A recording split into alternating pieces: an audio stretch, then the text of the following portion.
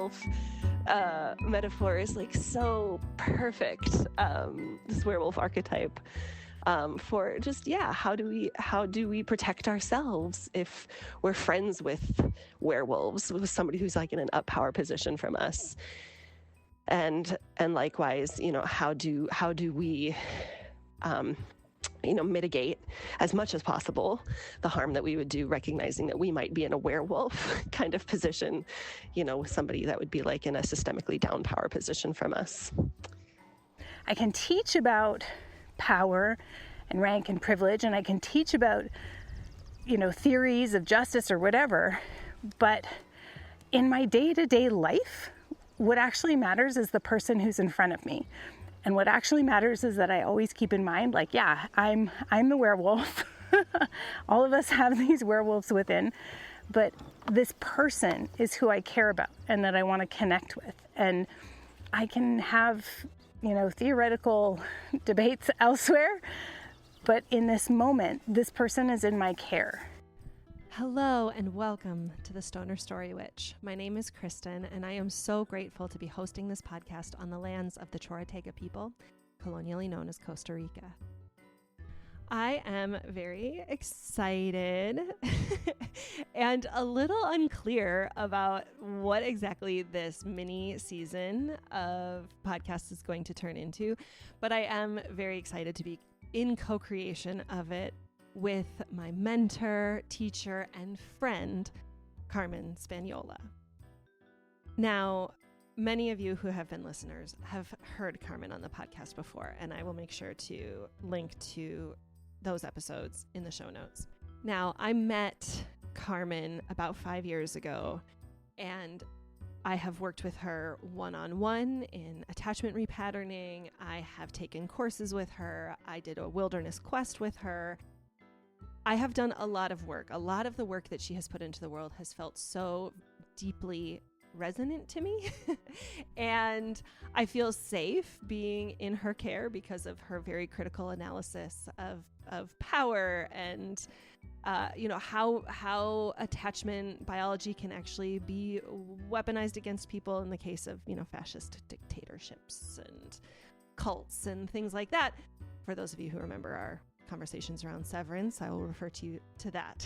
So one of the reasons that I trust Carmen so much as a teacher, as a mentor, as someone that I would subject my nervous system to build attachment with is the way that she humbly leads from vulnerability.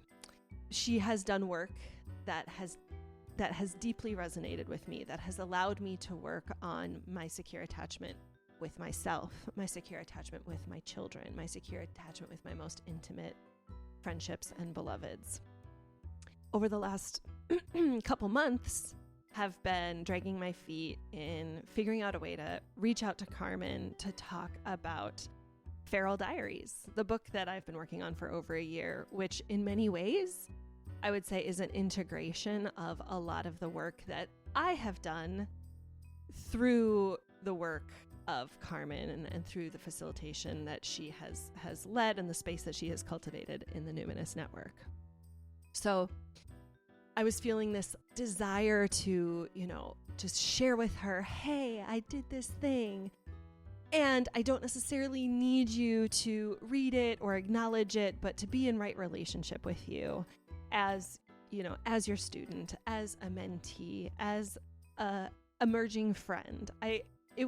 It would feel weird if I didn't officially say to you, I have done this book and it is a testament to how much I have changed, how much I have integrated, how much I have grown, how proud I am of the person I am and that I'm becoming. And and it's like I'm putting it in this like fictional world, in this romantasy realm. Anyway, I was hesitant. I was hesitant to reach out to her. And then she reaches out to me, sharing that, she has a book coming out in November, which of course I had already pre-ordered multiple copies for my friends and family. So it was not news to me, but I thought, okay, she's reaching out to me about her book. I can reach out to her about mine. And through this, I realized that I could face my fear of what does it look like to enter into more of a friendship with this woman that I admire and who has created work and cultivated a space for me to have transformational experiences.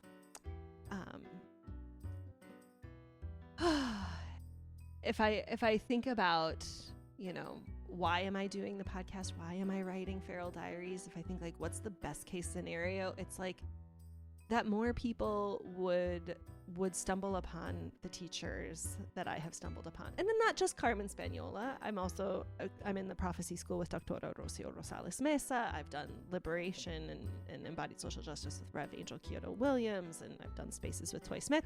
People that I've credited in my show notes. Anyway, there are lots of teachers. And it's just, I want to just help kind of funnel people towards what I find to have been very, very liberatory, transformative learnings and experiences. All of this to say, I felt very compelled to figure out a way to help Carmen promote her book on the Stoner Story Witch podcast. The name of her book is called How to Connect, Build Strong Bonds and Deep Connections Through Contact Nutrition, no matter your attachment style, trauma history, or neurotype. And it comes out on November 4th, 2026 through Ninth House Press. When I was thinking about what would I have Carmen on the podcast to talk about, I found myself feeling such a resistance to the executive functioning required to find a day that works for both of us and set up a Zoom link and get the questions all ready and make sure that we have a conversation within that amount of time. What would it be about? And I kept on getting this download of sending voice memos back and forth and just, with her consent, sharing our voice notes back and forth.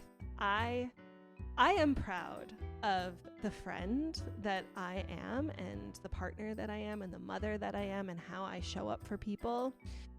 And I find that one way that feels so sustainable for me to show up for people and give them good contact nutrition, good vocal prosody, is through voice memos. And I know voice memos aren't for everyone. Obviously, I have a podcast. I like to talk. Anyway, all of that to say, I reached out to Carmen about the possibility of having a mini series in the lead up to her book coming out, which also happens to correspond with the season of my book coming out, and just kind of dipping my toe into this scary water of how do I transition from being a student, a mentee, a client of someone and into a friendship role. And honestly, I feel like Carmen is such an amazing presence. She's such a skillful connector that I feel like I am in right relationship with her by being able to broadcast out like, hey, everyone, see what a great friend Carmen is. So that is, I think, the intention of this mini series, to just kind of lay that out. And I also pitched it to Carmen. I was like, I kind of like in this download, I saw like a whole movie. I don't really remember it all, but all I remember is like thinking to myself, like, okay, all I really have to do is just pitch this idea to Carmen. Can we do a mini series where it's just voice memos back and forth?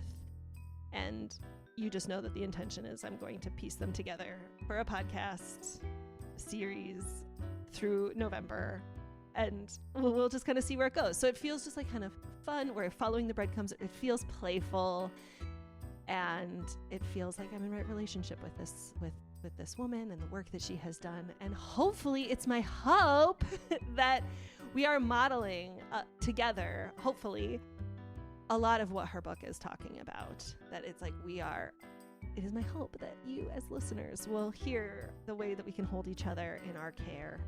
Okay, that feels like enough talking to explain kind of what this season is about. This particular episode is a couple of voice memos back and forth where we begin to unpack what it is to be building connections and attachment with someone that is not in the same rank or power that you have, whether it's somebody who is in an up power position, so like, a relationship with a man for a woman, or whether it's somebody in maybe a down power position, like a parent to a child. And again, I'm blown away by the ways in which Carmen is leading from vulnerability and trusting that she's a good leader because she's not pretending to be perfect, and we're not shaming anybody for making mistakes. But it's how do we be in it, and how do we just continue to try to make the choices to show up in the best possible way, in the way that we would choose to show up in the world. So Carmen, thank you so much for being playful with me, for recording this podcast with me, this mini series with me in a way that just feels more fun, where I can just, asynchronously press record in a voice memo, send it to you, and then you can reply at your leisure. And it's my hope that it's easy and joyful, and I just am trusting that this will turn into something cool because it just feels like it is. Okay. So without any further ado, here is my series of voice memos with my emerging friend, Carmen Spagnola. Well, hello. I sent you kind of a long email yesterday about the possibility of sending little voice memos back and forth as a potential building up of a podcast to promote your upcoming book. And one thing that that just kind of delighted me that I kind of wanted to share with you is because I watched your power mapping, and I often just think about like, oh my gosh, like if we could just accept that power is present, that an imbalance of power is present in a relationship, and not needing to just hemorrhage our energy in explaining it, that it exists, like how revolutionary that would be. And I just was thinking of the archetype of a werewolf, right? And like befriending a werewolf, where it's like, absolutely, this werewolf can be worth befriending, and also there are moments when they could just turn into a wolf that is kind of beyond their, I don't know, like that would be operating outside of, the norms that are maybe agreed upon for the relationship in other times. And I don't know, it's just, it's maybe there's another book coming in my future. Oh my gosh, it's so funny. I'm just on my patio and my neighbor's dog just barked. So I just find that very funny.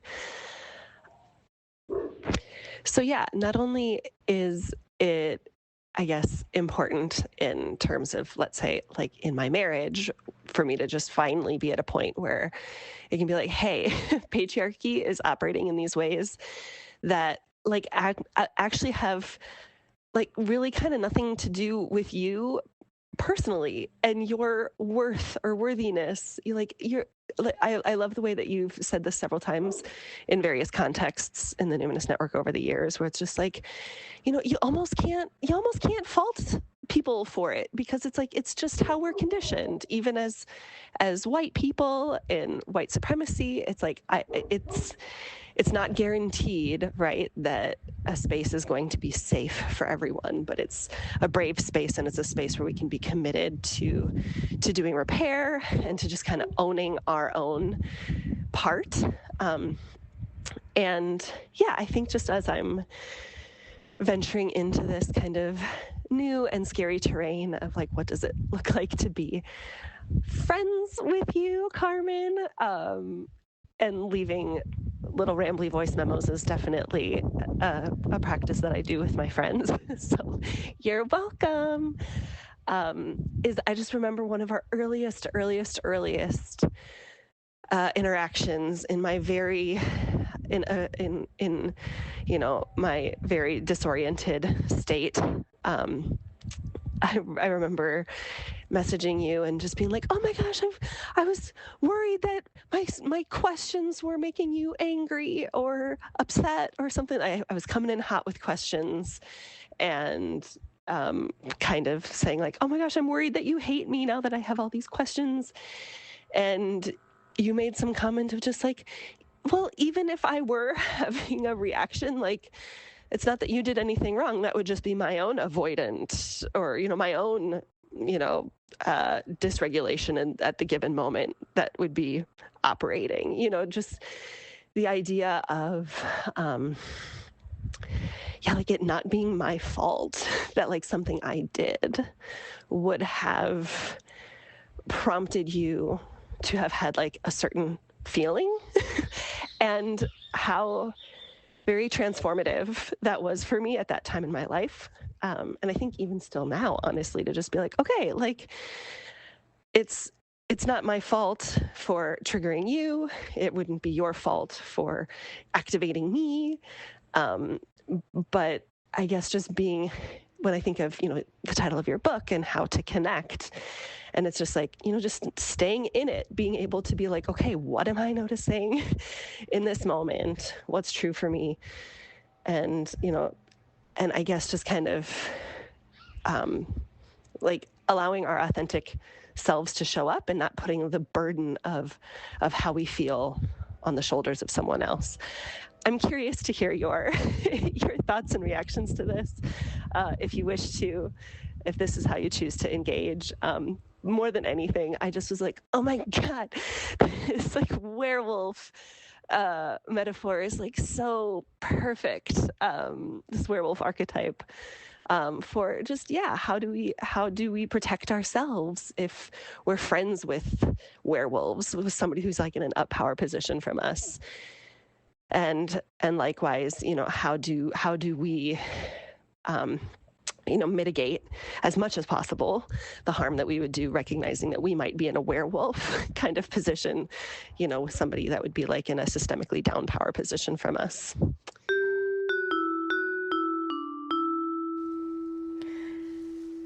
Oh God, the werewolf metaphor is so apt. It's so perfect. And it reminds me of a story that just happened this week. I want to tell you this story. One thing I will say ahead of this story is there will be a very brief, non-specific mention of sexual assault. Okay. I love the werewolf metaphor because this is why I think the concept of contact nutrition as like a mnemonic device is so useful, because that's what it is, right? It's not a theory. This idea of, the way we connect is through contact nutrition. Contact nutrition is made up of kind eyes, vocal prosody, safe touch, shared rhythm, ingestion behaviors. That's not theoretical. This is drawn from various sciences, and it's just a way to remember how to be human together. And sometimes I think, as a person who's later in life, I would say, learned a bit more about power and rank and privilege and hierarchy, systems of oppression, intersectionality, how those systems of oppression inform each other and are woven together. All of that stuff has come to me later. And one of the things that I notice when I'm interacting, for instance, with my kid who's 22, is that, they're just younger and he has less life experience, but also a lot of his understanding of power is like theoretical, if I can put it that way. Like, he's experiencing power dynamics. Obviously, we all are since we are children in down power positions, but the understanding and like what it looks like in the world is still pretty drawn from, what he reads about or what he sees in media or that kind of thing.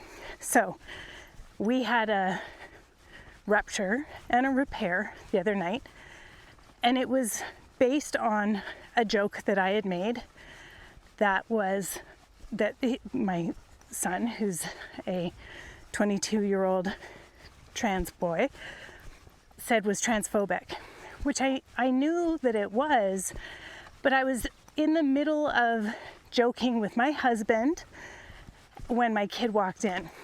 And, you know, my husband, you know how you have jokes just between you and your most intimate person, and it's funny because they know your whole history and they know you're not a terrible person, you know? And so one of the conversations that is always in the background but has come up in the last month a lot on the farm is like my negotiation with men who come on the property. My father-in-law knows everybody, but I don't know everybody. And some of them have an okay vibe and some of them don't. And there's a bunch of people who feel like they can just like pop in whenever. And recently there have been times when I have felt unsafe. Not for any reason, but just because I'm like the only person here on the farm. And there's like some dude, or I believe there's somebody has just shown up unannounced. And you know, I still don't even know all the neighbors that well. So anyway, this is like an ongoing dialogue in our household. Also, what my husband knows about me is that one of the reasons I'm always negotiating this is because when I was just my son's age, 22 turning 23, what I was experiencing in my life is so different from what my kid is. And what I was doing was I was recovering from a very violent rape. And so the feeling of being overpowered by someone is very visceral in my body. So the joke that I was making was, I made a joke about I'm going to start getting more bioessentialist if someone, you know, is identifying as they, them, but is very masculine coded, keeps speaking to me the way I have experienced this, you know, a couple of particular people speaking to me. And so I made this joke, I'm going to start getting a lot more bioessentialist. And my kid, I could just tell right away, they like walked in for dinner and heard me say that. And their face was, they were just like crestfallen.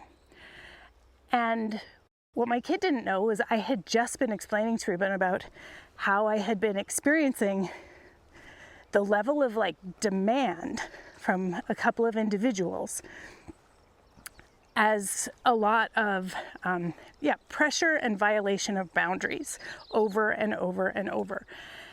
And so he walked in and like just did not think that it was okay for me to make that joke.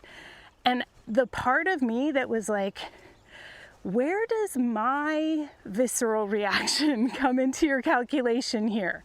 Like, you are theoretically unsafe. I feel viscerally unsafe in my body. What I mean is like, we just had this difference where I was like, that was a joke that obviously you didn't like and makes you feel unsafe. But I have a physical, visceral reactivity in my body when I'm experiencing what I just described. Anyway, instead of having that defensive response, the werewolf in me like really started to want to come out. I was like, this upsets you? Like I was being very like, my vocal prosody was not kind. And I just had to tame the werewolf within me. And so I was like, that must have been really shocking to hear me joke like that. My kid's like, yeah, you know, my friends and I will joke. We'll use the phrase, I can't believe you said that to me in Pride Month as a joke. You actually said something transphobic in front of me in, you know, or at all in Pride Month. And I can't believe, and I was like, yeah, this must be really shocking. I'm supposed to be your safe person. It's not funny. I was like, I'm so sorry. Like, it's kind of like white supremacy. I'm so shaped by, I guess, like a bioessentialist world. And I'm so shaped by very binary gender ideas that sometimes it just comes out. And I'm sorry, you had to be exposed to that. Anyway, my kid was able to, we were eating dinner at that point, and they were able to say a bit more about how angry that made them and how unsafe that made me. And I was able to just apologize and say, like, I'm really sorry. That was unkind. It was rude. It was thoughtless. It was irresponsible. And it's, something that I will keep working to, eradicate from me. Anyway, my kid left, and Ruben and I were quiet for a moment, and Ruben said, "That was Herculean. Like, I can't believe you were able to," like, he knows the amount of pain that my experience has caused me for literal decades, that I have had to work on subsuming when I'm interacting with men of, whatever, like family members, strangers, clients, students, And he's like, I can't be, Skaha is trying to chew on me to get it. Sorry, I'm out here with my horses right now, and Skaha is like, you're not paying attention to me. You're talking to somebody who's not there. Anyway, and so Ruben was like, the way, like, seeing you actually just like let go of your own needs in that moment. And it's like, yeah, it's because this is not a theoretical argument I'm having. This is my 22-year-old child. I don't need to get drawn into a justice conversation, an intersectionality conversation. I don't have to get into my history, because this person is in my care. Just like undeniably, the more important thing here is my relationship with them, and that my son feels that I am a safe haven and a secure base. And I need to not get wrapped up into but theoretically, why don't we work out this argument? Like, where does a cisgender woman versus a non-binary assigned male at birth person's rights overlap, blah, blah, blah. I don't, other people can get into that. I don't fucking care. What I care about is that I'm going to just have to take each relationship as they come, because that's what my actual everyday life is about. I can teach about power and rank and privilege, and I can teach about, theories of justice or whatever, but in my day-to-day life, what actually matters is the person who's in front of me. And what actually matters is that I always keep in mind, like, yeah, I'm the werewolf. All of us have these werewolves within, but this person is who I care about and that I want to connect with. And I can have, theoretical debates elsewhere, but in this moment, this person is in my care. And, if it was a different person, I might have had a different conversation, but it wasn't a different person. It was my child. And that's what's the most important thing. So, thank goodness I'm so well practiced at just like laying down everything, kind of being like, this person's in my care. And so that makes it so much easier for me to adjust my vocal prosody, let the cortisol in my body just let it dissipate a little bit, so that I can get a little kinder, a little softer, more connected, and keep that most important thing in mind. It takes a lot of practice to tame the werewolf within, but I think it's well worth it. Oh my goodness, so many feels. First off, very excited that you are accepting the invitation to embark on this little mini series. Asynchronous voice notes. It's just fresh with me, and I just feel so invigorated. I felt like chills. I giggled a couple times with your horse. Man, what it was like for me to hear that. I mean, first off, Carmen, I think one of the reasons that I've been in the Numinous Network for as long as I have, and am not planning on leaving ever,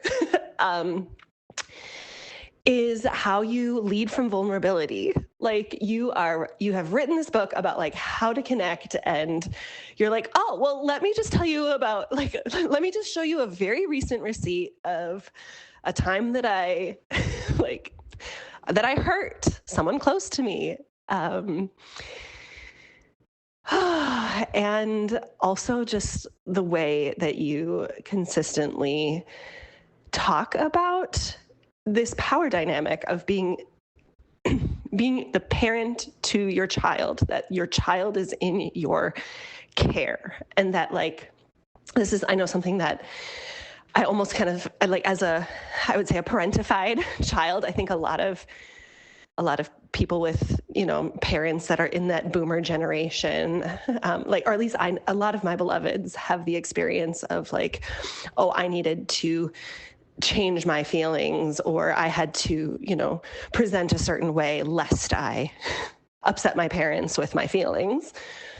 And like, that can be really a hard thing it has been a tricky thing for me to like grow from, change my own patterns. But like the most important thing, like you're saying, is I don't want to parent that way. Like I want that correct flow of care, that it's like they are in my care.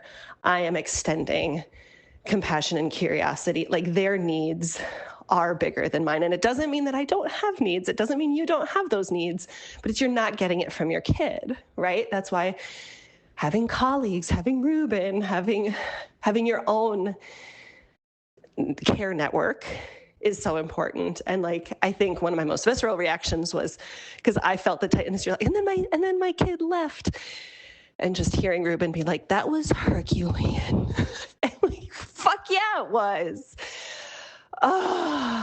Because yeah, it's, and this is, I know a lot of the work of secure attachment and how to connect is, you talk about like just being able to attune to yourself. And I've heard you say several times, like to be in choice.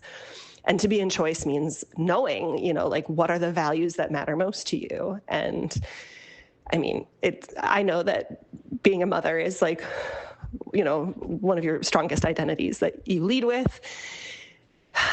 And so to just be like, okay,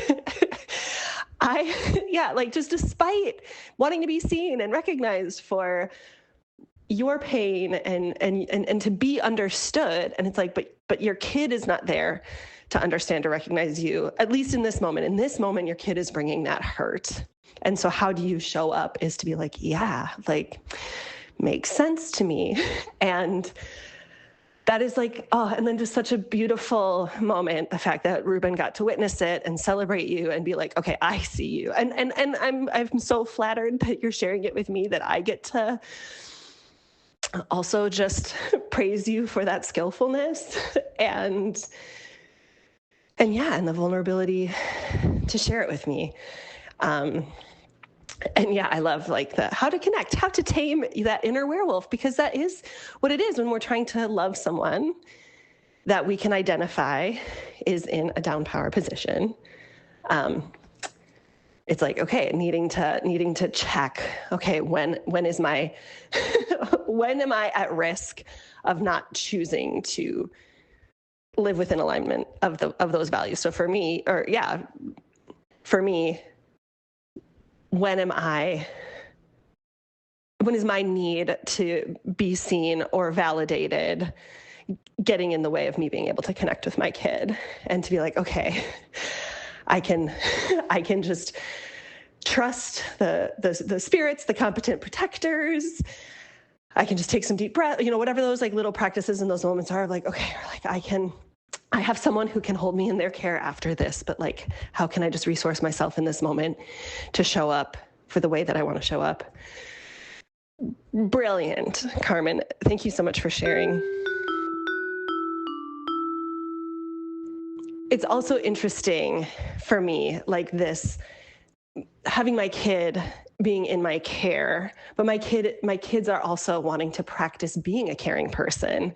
And so I also do find myself, I guess maybe this is like a question, if you wish to expound on it, is like, the times that I can like that, like if I'm upset about something, right? Like I'm, I sad that a beloved family pet passed away or whatever. And it's like, of course I'm there comforting my kids, but also, like my kids wanting to comfort me. And I almost have felt like in some ways the pendulum has swung for me where it's like, no, it is not your responsibility to care for me. And recognizing that like my kids are trying to build their skillfulness. Like they see and appreciate the care that I can give them. And that's just one example, but that there are examples where it's like they are choosing to, give me a little safe touch or to, just step up in ways that I am just like, oh my gosh, you're years old and you are, like I just shattered a glass bowl on the floor and I am just like collecting myself to be like, this is not how I was planning on spending my next 5 minutes. And I'm just like taking my calming breaths. And then like my kid comes up next to me and like they literally start doing VU tones because like that's a thing that like I've done with them. And being able to be like, oh, you know what? Thank you so much. Like it was so helpful to have someone else come and do that and to like praise them for their budding skillfulness, while also kind of just being like, and that's not your job. Like, you're also welcome to like just go out and play and have fun and just be a kid. So I think like, I think I'm still discerning that whole balance. Thanks for listening. Thanks for sharing. And yeah, thanks for witnessing the story that I shared and celebrating with me. I appreciate that. I appreciate you, Kristen. I also I want to amplify. We'll let this rest, and give it some spaciousness. But I want to amplify this piece about it's different when they're down power versus when you're down power. Like how much you. I love identifying that your kids want to demonstrate being caring people. I love that. And so I have found this, I don't know if this shows up in parenting books or what have you, but I have found that just providing context, naming the context, like I would never want you to feel that you are responsible for taking care of me, but I am so proud of the person you are for caring that, mommy's getting a little tearful about this or whatever, so that like, it's really important that we are empathetic and attuned and that flows in, back and forth kinds of ways that we can share this love together and pass it between us.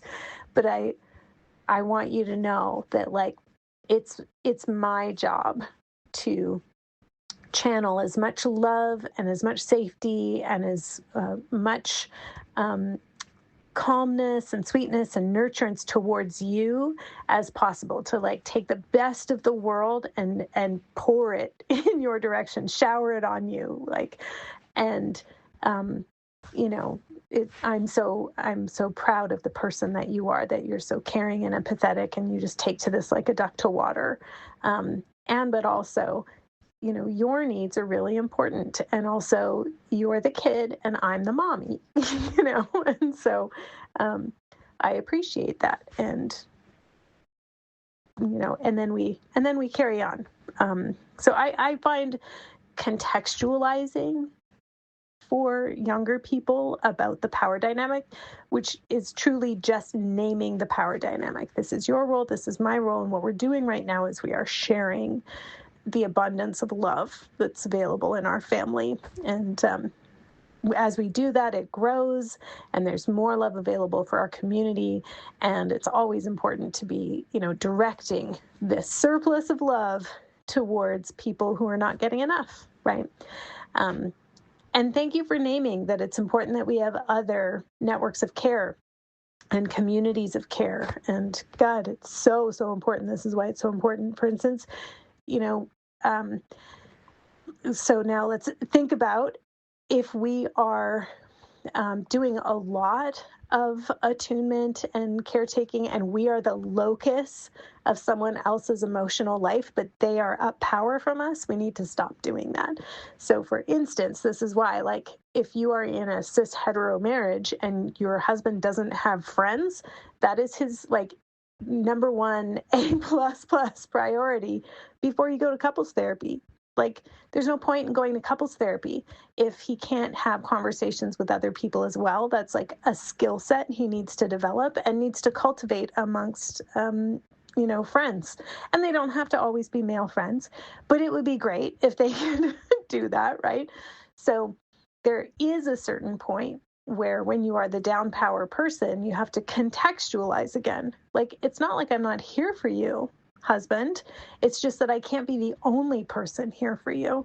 And so, I'm so sorry. This is so hard for you, whatever's happening. Have you made an appointment with your therapist? Oh, you don't have one? That seems like an important thing, or, you should take some extra time. It's been a long time since you texted or had a phone call with your best friend or whatever, like that kind of stuff. So anyway, we can talk about that later. Let's put a pin in this for now. But thank you for listening. Thank you for witnessing. Thank you for reflecting in such a clear and accurate way. I appreciate it. Have a good one. I just want to amplify sharing the abundance of love. Oh, yes, yes, yes. Hello, friend. I'm just outside in the sunshine on a beautiful day, seeing some dragonflies, and oh my gosh, and just a bunch of butterflies just flew by, which is very lovely. I don't know if you can hear the wind chimes in the back. And I like to pace when I leave voice messages, so the legs are always on, which I'm going to do because I'm going to invoke the werewolf archetype again, because, well, I think we invoked the muse with our chat just a couple days ago. I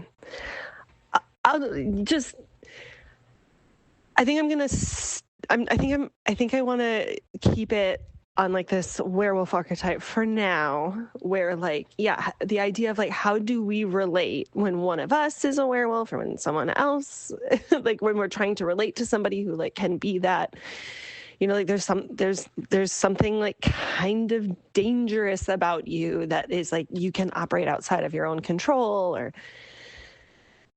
and I think I have so many thoughts on this, which I think what I want to focus this on is like just the burden of needing to even like convince someone that they are a werewolf, that they, convincing someone that they are in a power position, or that we even just like exist in a patriarchy or a white supremacist, capitalist, whatever, like society. And so, if we're talking about, like hetero romantic relationships, the idea of just being like, oh, I'm going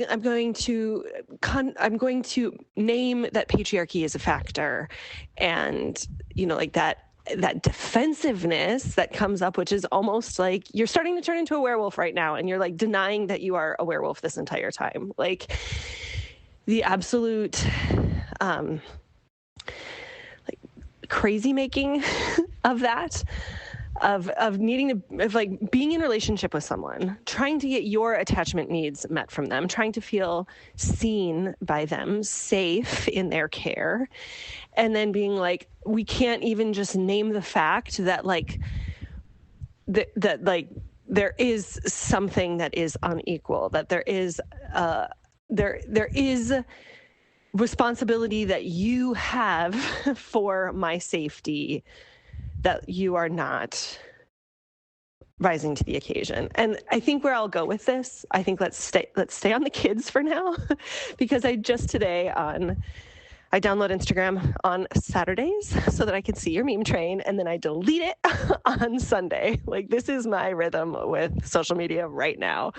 And then every once in a while, if somebody like sends me a thing during the week, like I will maybe like download it to watch a reel they shared, and then so it's like there are exceptions to this rule, but as a general rule, I just, if it's just delete. Anyway, I saw today, I don't know if you know, I think I actually saw it on your wall, MN therapist, MN_therapist, just says so many great things. Like, and literally the work that they are pouring into the world is just naming what you, Carmen, said in your, like, how do we as parents be in right relationship with our kid, and just being like, I'm the mommy, you're the kid, like just naming that, like, there is power. It is my job to, give you love. And it's so great that you can, share your abundance of love, but, it's not your responsibility. You don't need to be like, my feelings are not your responsibility or whatever. And then there's just all of these like TikToks of, kind of boomer MAGA moms that are very combative with no contact kids. And this MN therapist just kind of responds to it and just being like, no, like, this is the power. Like, we are like, it's literally just naming it and calling it what it is. But it's like, I just feel like, yeah, that is the first step. You cannot, you cannot have any sort of sense of secure attachment with someone if there is this power differential, if you don't feel like your whole self is welcome, is safe. And so all right,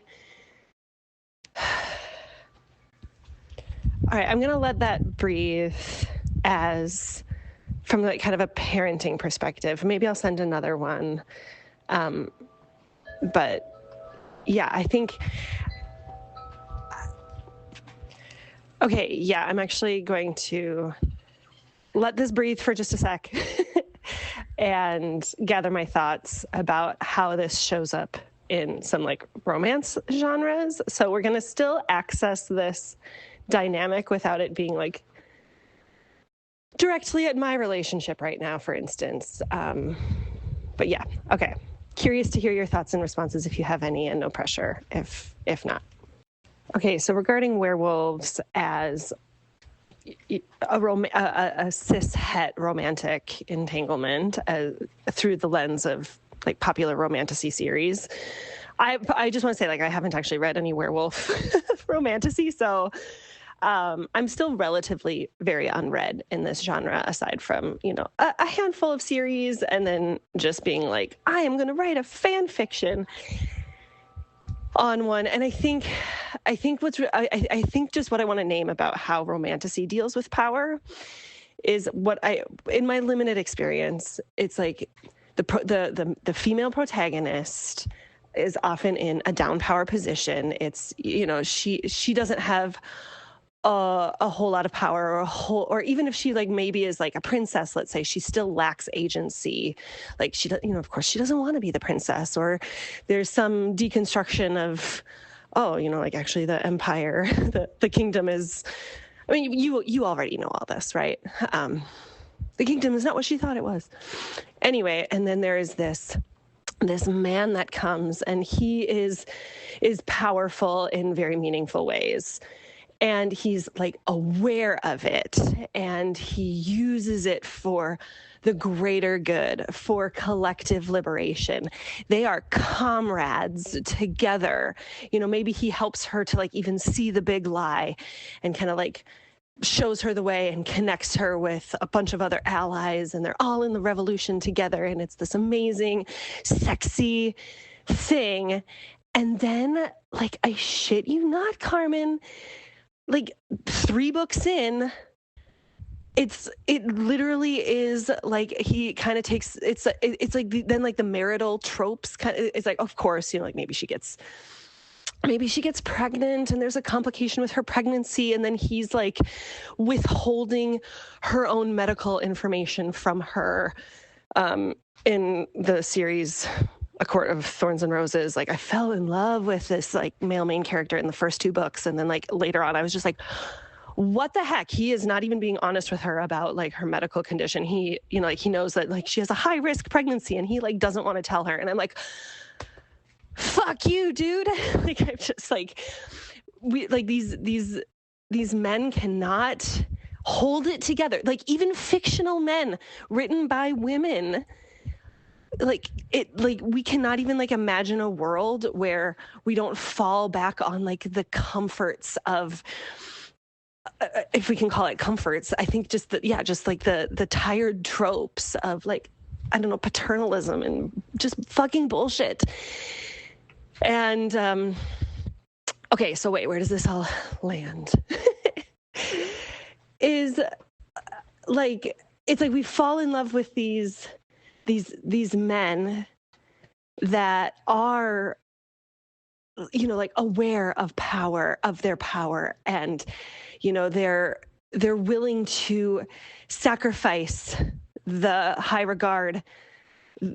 Okay, actually, I'm going to relate this to Pride and Prejudice. Thank you for following along with me here, because I had a cold this week, and when I'm sick, I love just like dozing in and out to the audiobook of Pride and Prejudice. It's my comfort.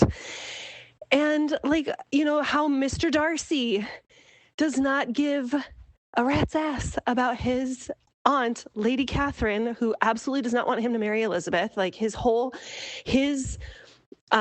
betraying of her and her wishes is symbolically him being like, I don't actually care about my power. I recognize that I have it and I'm willing to give it up because I love this woman, right? And it's like, oh, that's the juiciness, is like, it's that you have that power and you're willing to release it, you're willing to share it, you can name it. And it's just like, it's so baffling that then, you know, in the real world, you can't even just kind of be like, oh, well, I mean, because we've all been conditioned in patriarchy, I've been conditioned in patriarchy to, you know, feel like, to accept my role as like an anxious attacher, and like, oh, okay, well, my role as an anxious attacher is to realize that like I have this insatiable, you know, kind of drive for connection and hunger. Like I need to work on being satisfied.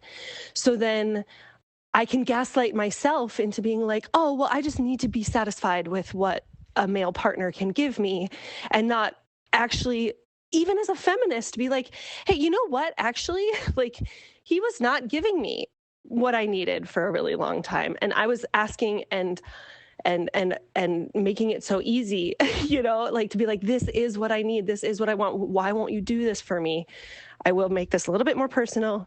Like, for instance, your ritual of the marriage moon, and we can link to it in show notes, but like you and Ruben even talked about it. You did a mini series on your podcast together about like this beautiful ritual that you guys did. And like, I think it was a year ago that I was at my wit's end, and I was like, okay, let's try this. Like this worked for Carmen and Ruben. And like, I think like we weren't ready for it. He wasn't ready for it. We were not ready for it, because the way in which I, as a woman conditioned in patriarchy, respond to requests by my male partner, and the way he responds to requests from me, like, we're just so very different. We were just, we're taking this like beautiful spiritual ritual framework that worked for you, you know, but like it was at the time that you did it,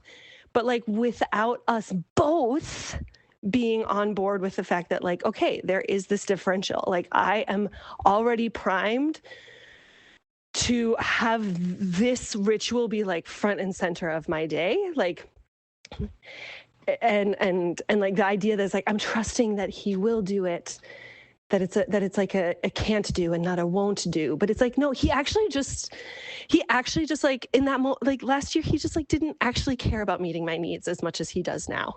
Like, that's just the truth of it. And it's just so frustrating. And so thank you for holding that. Okay. You're welcome to respond with however you wish. This is, I think, this whole werewolf thing is so, I don't know, it's helping me. And so I thank you for, like, I don't know, workshopping it. Yeah. Much love. Chat again soon. Bye for now. I'm sitting on my couch and I'm thinking, oh yeah, there was another thing I had thought about naming. And I think just in the spirit of, that was then and this is now, is that I believe that what really what makes relationships with men, and for me, I'm going to say like any relationship with a man, like even a friendship, is like, can you at least tolerate, acknowledging that patriarchy is a factor, without getting like so defensive and turning all werewolf. And I think that what also adds to just, I guess, frustration about this is that there's like nothing more, I don't know, magical than a werewolf that like admits that they're a werewolf in this situation, right? That I have seen the ways, since the big rupture event in my relationship with Kevin, that he is, really praised by a lot of it are, like our women friends who are like, wow, like Kevin is so great. What a great partner. What a great parent. And I'm not trying to negate that he's doing that. Like he has put in a lot of relational work and continues to. And also, I think that to be in a relationship to have a werewolf relationship, whatever it is that I'm parsing out here. I explained this to Kevin the other day, where we were working on, just like on essentially my disorganized attachment. Like in this particular moment, I was like, you are, I am feeling a lot of I'm feeling through a lot of grief and rage of things that have really hurt. And you're also offering me really good, safe, reassuring comfort. You're not getting defensive. You're off. That's great. We love to see it. I'm not saying he's not doing work. And also, in the greater scheme of things, I explained to him that, like, yes, I see you for the work that you're doing, but we are both doing work. However, the work that I am doing is like, I am deadlifting 300 pounds and you are doing like 10-pound bicep curls. And we're not going wellness culture here. There is no like morally, there's no like that one is not better or worse or, this is not about, I want to just tread lightly with that metaphor because that could carry baggage and I don't necessarily consent to it, but just the idea of like effort. What is the actual lift, right? If it's just the emotional, mental, spiritual energy that is being moved, lifted, it's like, it is a 300 pounds versus, 10-pound dumbbells, and again, when I said that, Kevin, like, he got it. He was like, yeah, I see that. I get that, And even that right there is just like another wave of acknowledging the werewolf of, okay, yeah, thank you for naming that 100%. So I think like to consent to be in relationship with anybody in an up power position using your power mapping framework is acknowledging that like there is gonna be a little bit of even if everybody's doing the best that they can, there's still ultimately, or at least at certain stages in the relationship anyway, at least at the stage that I'm in right now, it still feels, or at that particular moment, you have to just recognize that it's, I at least I'm speaking for the stage of where I am. It's like, even though he's putting in a lot of work and, he's lifting those dumbbells. He didn't used to put in any sort of work. I've been lifting 300-pound deadlifts for a long time in my marriage. And like, he's finally getting into it. And then it's like people walk by and are like, wow, look at Kevin. He's so great at exercise. And it's like, oh, I have been deadlifting an incredible amount. And like, to be in this kind of power dynamic is, again, the work that I do is like invisible. Like, you know, men would walk by and see me doing my 300 power deadlift and be like, ugh, like, wow, like that seems intense, or that's intimidating, or she seems like a bitch, or, you know, like just the ways in which me deconstructing from my internalized patriarchy makes me intimidating, makes me scary, makes me I've been told by men that I have negative vibes every time I walk into a room, because I literally will just like kind of name shit. And meanwhile, Kevin can do literally the same shit that I do, and he, like, the ground that he walks on is just like worshipped. And yeah, and like to be in right relationship with me is for him to just be like, yeah, thanks to Kristen that I am doing this. And like he is saying that shit. Like he's name dropping me like I'm name dropping Carmen Spagnola. Like, because like that's what, like that, because that's what's required. Anyway, if somebody's not willing to see that, to see that there's that power differential, then like honestly, kind of what is the point? or it just feels hopeless. It feels hopeless to be like hoping for a thing that there really is no guarantee, because there's all sorts of reasons to not want to acknowledge that you're a werewolf. Okay, anyway, I think, well, okay, and I guess I will just also name, just to add, you know, we've talked about parenting as a power. We've talked about being in romantic relationships with men.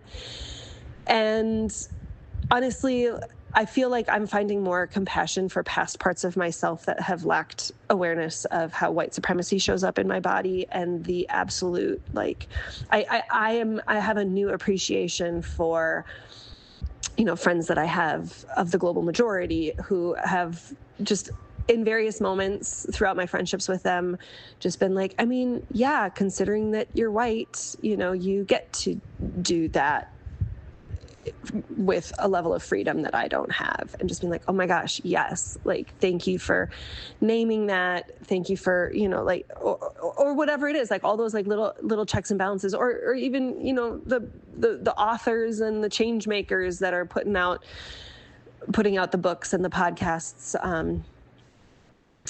that are naming that white supremacy is alive and well, and that the whole, if somebody's calling you in or telling you that you have harmed or hurt them in some way, and again, you know, whiteness would be like, oh my gosh, like I'm going to get defensive. I'm going to respond in these very predictable ways that have been well documented. And just really being like, oh no, that is such a deep level of trust and care, that this is them deadlifting 300 pounds, showing me how to exercise, because they are skillful at moving that energy and lifting that weight. And then, you know, and being like, it seems like you want to exercise, so let's go. Sorry, I don't like love this metaphor, but I also love this metaphor. Okay, that now feels complete. And okay, love you, bye.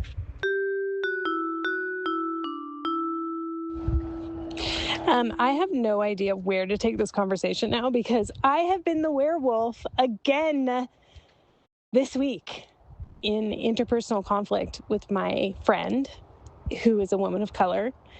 And I just got, you know, she was very upset and overwhelmed, and was very,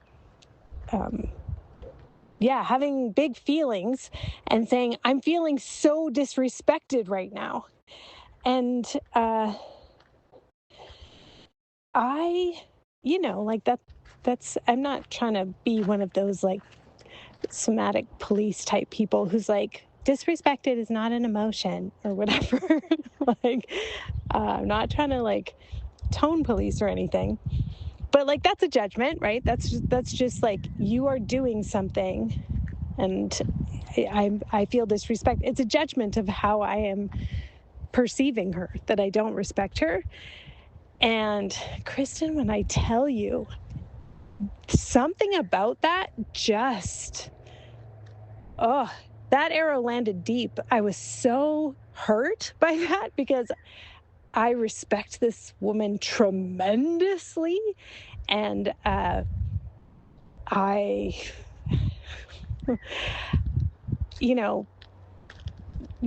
saying, hey, let's collaborate on something, that's a love language for me because I love work and I like doing stuff and I can initiate things and I can complete things and I have like very high capacity and I like collaborating with friends and I like doing the lion's share of the work, especially if that friend is like overwhelmed, right? And but that isn't to say that I don't also get overwhelmed. So when she said that, I responded very werewolf, where I was like, take a breath. And like, I raised my voice and I was saying, I'm sorry, but in a very unhelpful, unconstructive way. Like, saying basically in a very angry voice, that is the opposite of how I feel. Like, it was not good. And I have a lot of regret. And of course I am, I attempted repair even before the cool off period. Like I did just like leave it in a text of like, I'm sorry, shouldn't ever raise my voice, shouldn't swear, never appropriate. This is not at all how I feel about you. So sorry. And 24 hours later, responded with vocal prosody and like, I regret that I responded with such defensiveness. And obviously it's not the words I was saying, but the way I was saying them was not conveying soothing, right, or reassurance. It's very defensive. And like, I want you to hear my voice. Like it hurts me to think that you think I don't respect you. Like I was like really offended by that. But yeah, that werewolf comes out and I don't know what to tell you about the thing about like your partner getting cookies for doing the 10-pound bicep curl when you're doing the 300-pound deadlift. Because, girl, I know. Yeah. Basically, Ruben gets like ticker tape parades whenever he shows up for things. And he, of course, has been very good about deferring to all the learning he's done through me, on my back, through the sweat of my brow, and like my own issue. Like, man, boy, have I ever had the symptoms of patriarchy in my voice, in my body, I should say. So I have just so much empathy for that position where people are like, oh, your partner's so great. He's like really showing up and he like really celebrates. And you're like, yeah, it's great. Yeah, it's great. Like, and you're so exhausted. And yeah, it's like there's kind of no, it's unfair again, of course. And then you are getting what you want, but you're so exhausted you can't enjoy it in the way you would like to, and it has scarred you. The scar tissue is there. And you know what they say, like there's that, I don't know, it's like a dating principle that when you break up with someone, you grieve, what is it, like 3 months or something for every year you were together is like deep grief, or maybe it's 6 months. I can't remember. So it's kind of like, okay, well, we were together for 10 years and I was struggling under the psychological abuse of patriarchy and the,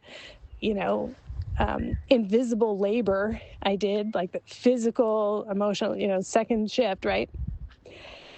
And so that was 10 years. And each of those years took 2 years from my life, or my life force energy. So you've got 20 years to go before we're equal, like that, there's got to be some kind of calculus on that, right? Anyway, I feel you. That's all I have to say about that. Hey, Carmen. I have been sitting with your message, and I also saw on social media that sweet little Mona is nearing her end, is in her dying time. Maybe I've since deleted my Instagram for the week, so I have not received any other updates. Anyway, all of that to say, yeah, I think I've just been like, wanting to energetically just kind of wanting to give you some spaciousness, but you've very much been in my thoughts and prayers as you guys are going through that. Oh my gosh, yeah, hearing your response, I loved that.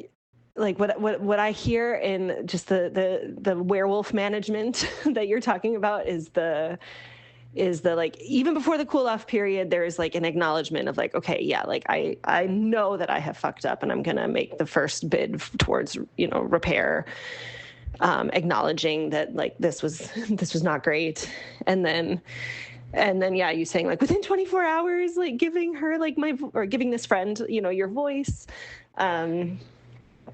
And oh my gosh, it just makes me think of, the biggest, one of the bigger lessons that I've learned from you, and like the secure attachment course, but then also I think it's just in life in general, is that like, it's not about perfection's a myth. It's not about not making mistakes. It's not about being the perfect parent all the time, but it's, can you, apologize early and often and make, actually like meaningful movements in the direction of not doing that behavior again. And yeah, and also like acknowledging the overwhelm and under-resourcing. And let's see, there was something else, because I'm also recognizing that I'm feeling like, okay, at some point I kind of want to say, okay, that feels like that's an episode. We're now shifting into the next episode. I'm not sure where I'm going to break the episodes here, but I kind of feel like I'm feeling like we could sort of shift to a new topic that could potentially be like another ep. But oh my God, the scar tissue. When you're talking about the scar tissue that we feel like, even though my partner is now giving me what I want, and in so many ways, like that is, yes, like I am finally getting it, and it's so great. And to your point, it's like, I am having trouble enjoying it. I'm having trouble trusting it, because it's that whole paradox of like, oh, he's finally presencing the safeness and centering me in the ways that I would need to be to have like my feelings and my needs, matter more than like his comfort at like having made me feel a way that like he didn't intend to make me feel. It's like, I don't want to have to like protect your feelings about how I feel. Like, that's just exhausting. And so, yeah, holy shit, like that. I think that like right there is just kind of summing up this chapter that I am in, is like, we're just like working through some scar tissue, and it's just so wild to me, the like very seemingly minor things that he will say or do that will absolutely evoke like a huge response in me, where I'm just like, whoa, like I am time traveling to a time when, you did that and I held in, or whatever. And so it's just like, oh God, I have said to many people over the last several months, like, it makes sense to me why people, like, why people get divorced. Obviously people get divorced for many reasons, but like, I can even understand, even in my scenario of like we are like, it would just, in so many ways, it would be easier to like start new, like start fresh with someone new. And also like, it's like, oh, but he is actually like consistently giving me, you know, what I need. And the couple of times like there's, you know, like a little fuck up, he's able to get it. I think one of the things I said to him recently was like the shift that I'm feeling. I was like, I said to him, it feels like you are like that you get it most of the time. And the times when you don't get it, you're still really trying to get it. And I just feel like that there have been, and by getting it, I mean, getting me, like just understanding like the whole, just the werewolfness of it all. It's like, of just how like, we can be in the same marriage having two very different experiences of it. And that is like something that it's so imperative for me that I would be with somebody that would understand that. And not just in a romantic relationship. Like I think just like in any sort of, you know, friendship of depth.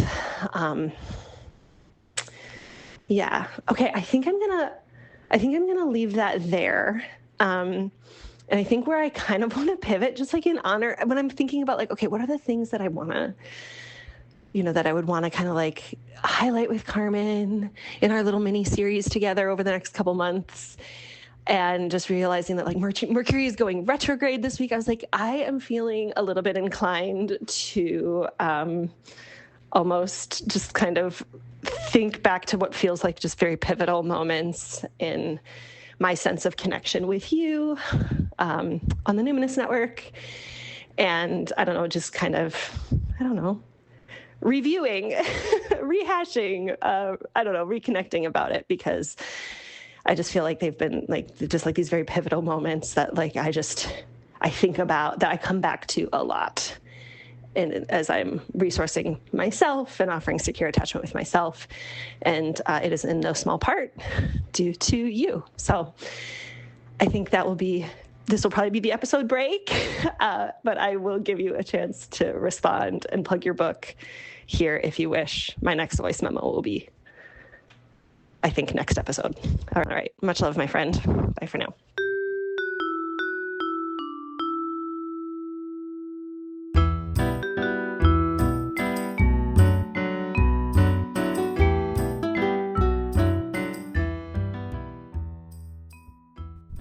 Thank you so much for listening to today's episode.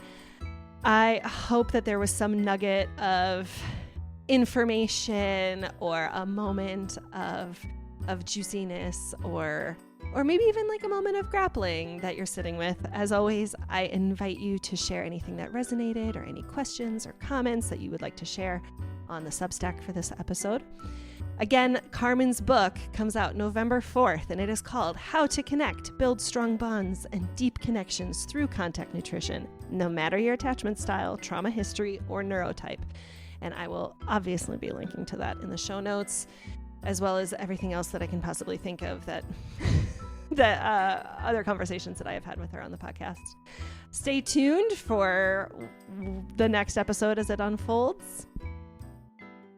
And I should say, especially if you have questions, please do post them in the Substack. I think this can be a co-creation that is not just Carmen and me. So if there's questions you guys have about something that either one of us said, I can certainly communicate that back to her, and then that can be a part of the conversation that we have as well.